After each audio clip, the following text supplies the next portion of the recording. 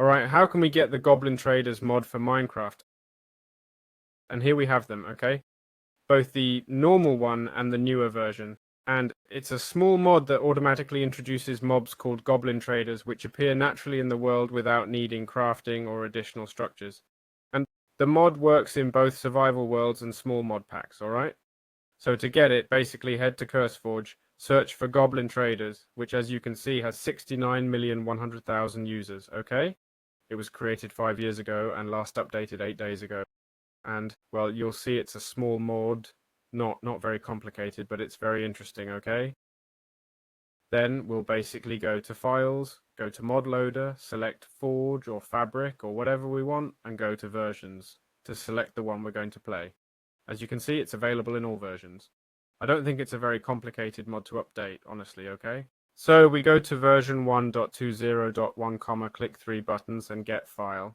In my case, if you want to play version 1.21.10, then we might need to go to NeoForge, okay? That's right, for newer versions. We'd go to Relations, okay, and then to Required Dependency, where we need the framework. I've downloaded all the others, okay? Because it never hurts to have configured and catalog, since configured lets us change the mod's configuration. But it's true that most of the time we won't really use it much. But as you can see here, we can select Goblin Traders, okay, and go to config without any issues, okay? And we could modify the entities like the spawn rate, spawn probabilities, and so on, okay? All this is in the mods section, okay, here in mods, which never hurts to have. But anyway, there we have it, okay? Alright, how can we find the Goblin Traders? In Minecraft with Goblin Traders, there are two types of goblins, the normal one and the Nether one. Well, both are normal, but one appears in the regular world, the Overworld, randomly spawning in caves without needing to look at any specific block. The goblin can appear right next to you, okay? Then we have the die-in Goblin Trader, which randomly appears in the Nether in any area without special conditions. That is, it'll just appear there. This one is much easier to spot because it has particles, so even with shaders on, you can still see them clearly. They're the same particles as a spawner, see? So they're quite visible. Basically, if we want to change the spawn radius escape mods, we look for Goblin Traders here. If we have the config mod, we can click here, modify, and Goblin Trader, okay? And here, well, here we can change the trades, I understand, but we can also adjust the spawn rate, okay? Spawn interval, it says. How many ticks until it spawns, right? Every 120,000 ticks. I'm not sure how long that is. It's probably like once a day, right? I mean, a day has 20,000 ticks, maybe. So it spawns once a day or about 1.8 times daily. So we could lower it and set it to 1,000, okay? I don't recommend doing that, but well, it's possible to do it, alright? Alright, how do the Goblin Trader exchanges work? The thing is, the Overworld Goblin Trader offers trades that give you important advantages, okay? For example, resource conversion and duplication, right? Like raw iron for 2 iron ingots, see? That's 100% profit right there. Trades for paper and leather. Look, here we have it for books, right? Tool upgrades using enchanted books. For example, we give a shovel with breaking 3 and get a shovel with breaking 4, okay? Or fortune 5 and breaking 5 can get you 5 dragon heads. Now, obviously these are late game items, but imagine having a luck of the sea 5. There's more, look, let's check this other one. I'm sure it has different. Fortune 4, efficiency 6. Efficiency 6! You can trade an efficiency 5 book, my goodness. Fortune 5 and breaking 5, well, okay. So, as you can see, there are all kinds of trades available. Also, we can get special items like shovels, fishing rods, and improved pickaxes, plus the ability to enhance enchantments beyond normal survival limits, okay? That's basically what I've shown you. Beyond that, we can trade cobblestone for emeralds, rotten flesh for coal, and so on. Apples for emeralds, which is a bit of a rip-off. And gravel for 2 flint, right? Very interesting. Let's check the trading limits now. I'll grab some gravel, okay? I'll place a few stacks here to see how many trades it can. It was this one, right? Normally, a regular trader can handle about 12 to 15 trades at once. Now, let's try trading 64 and he'll accept 32, okay? Not sure how much XP I'm getting, but it's adding up. I'd like to set, let's see, XP set to 0. I'm going to set myself to level 0 so we can see how much experience. Wait, I have to type at E level, right? 0. level. Okay, level 0. This one also trades gravel. I'll see how much experience it gives me, because it seems like quite a lot, right? I mean, how many levels I gain just from trading gravel, huh? Up to level 8. Wow, that's a lot of points, huh? 8 levels just from trading gravel. That's quite a bit of experience, I must say, okay? So it can also be a source of experience, eh? We can keep that in mind. Maybe next time you farm gravel or have it in your inventory, think twice before tossing it, since even if you don't want flint, you might want the experience, right? Alright, how to get superior enchantments with Goblin Trader. One of the strongest features of the Goblin Traders mod is that we can exceed the normal enchantment limits. We have, for example, the possibility of getting Fortune 4, which doesn't normally exist, right? We give them a pickaxe with Fortune 3. Of course, we'll need to pay for the previous level, okay? If we want Efficiency 6, we'll need to pay with an Efficiency 5, got it? There we have it, Fortune 3, and it gives us Fortune 4. Efficiency 5, and it gives us a shovel with Efficiency 6, see?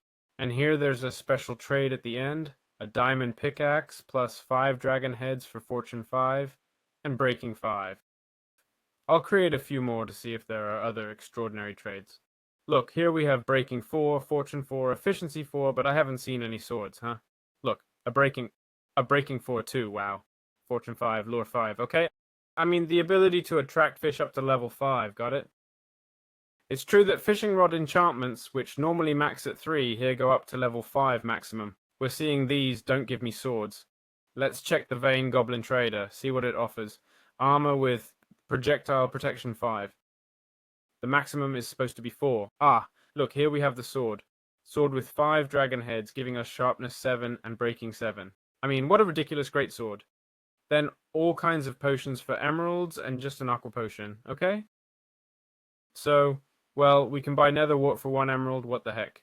And trade 64 netherrack for 1 emerald. Anyone who can't get nether wart from this guy just doesn't want to. We have regeneration 3, invisibility, we have everything, okay? So that's how you get high level enchantments. Obviously, these aren't easy things, right? 2 emeralds for 1 totem, right? I mean, they're not super easy trades, but well, you'll need protection 4 and have it in a book, okay? This is already complicated because if you want protection 4 on leggings, let's say there are 5 different enchantments for leggings. So the probability would be 20%, but getting protection 4 in a book, if there are maybe 30 total enchantments, which I'm just estimating, the probability drops to 3%, okay? So it gets much more complicated. And if you play with mod packs, I won't even discuss it, okay? Seriously, I'm not going to talk about it. Don't write to me about that. Okay, well, let's move on to the next video. Very well. How do the exchanges of the Bane Goblin Trader work? The Nether Bane Goblin Trader offers the most powerful trades in the mod, okay? Let's right click, and here we're seeing, for example, getting a totem of death, well, of resurrection for 2 netherite ingots, an emerald for 2 ender opals. I mean, this is broken, okay? 64 netherrack for an emerald, not that broken, but still. There it is. 4 dancing debris for 5 netherite scrap. Careful, they're giving us goodies. Protection 5, okay? All types of level 5 protections. They give us a sword with 5 dragon heads. They give us sharpness 7 with unbreaking 7, which I've been thinking about. And sure, if you're playing normal Minecraft, you won't get the dragon head until you finish. But if you're playing a mod pack many times, well, not that many, okay? But there are times when the dragon's head is used decoratively, okay? So, of course, if you manage to get that, well, you can become quite overpowered. I should also mention in a mod pack, a sword with 11 damage, depending on what mod pack you're playing, might not be that impressive, okay? But still, it's always there, right? Then we also have tons of potions, like luck. We have the 3-minute absorption potion. We have the potions over here of water breathing that lasts 15 whole minutes. I mean, you could fall asleep in water, take a nap, wake up again, and still be alive, having night vision for 15 minutes. And I've also seen things like regeneration 3. Look, haste for 3 minutes, strength 3 for 45 seconds. So we're talking about something pretty overpowered, okay? We also have wither skeleton skulls, right? For golden carrots, advanced potions, rare potions, and armor and weapons with superior enchantments. Also, it's mentioned that there exists the Goblin Tunes armor and Goblin Tune tools, which basically make mining faster and, well, more efficient overall. And the armor gives us special attributes like knockback resistance, armor toughness, more armor toughness than normal, plus 50% armor strength, an oxygen bonus for underwater breathing, and step height, which lets you climb blocks without jumping. And well, it's said that the cost is high, typically requiring nether stars and dragon heads, okay? And I repeat, I don't have it available, okay? I guess it's because I don't have the latest version, but those who do have it, hey, that's cool, right? How cool that photo turned out, right? Or whatever. Oh my goodness. So, yeah, what I was saying is that whoever doesn't have it updated will have what I have. I don't have the tools because I'm on version 1, 20.1, and right now they're on version 1.21.11, comma. Okay, so yeah, just keep that in mind. Alright, how can we move the Goblin Traders? Look at these chubby little guys. So how can we move them? Well, basically, if we take apples, right? Or carrots, we can move them around. Basically, in theory, they should approach me. I don't know if these others... Okay, these others come closer with carrots. So we put apples and carrots in both hands, okay? And that's it. That's also basically what they drop when they die, right? If I take this creature and kill it, it might drop a carrot, and if I kill this one, it gives us apples. 2 apples, and this one, carrots. And it has a very cool interaction. If you hit it with a sword, it reacts too, see? Basically, you hit it, and it hits you back, but doesn't chase you.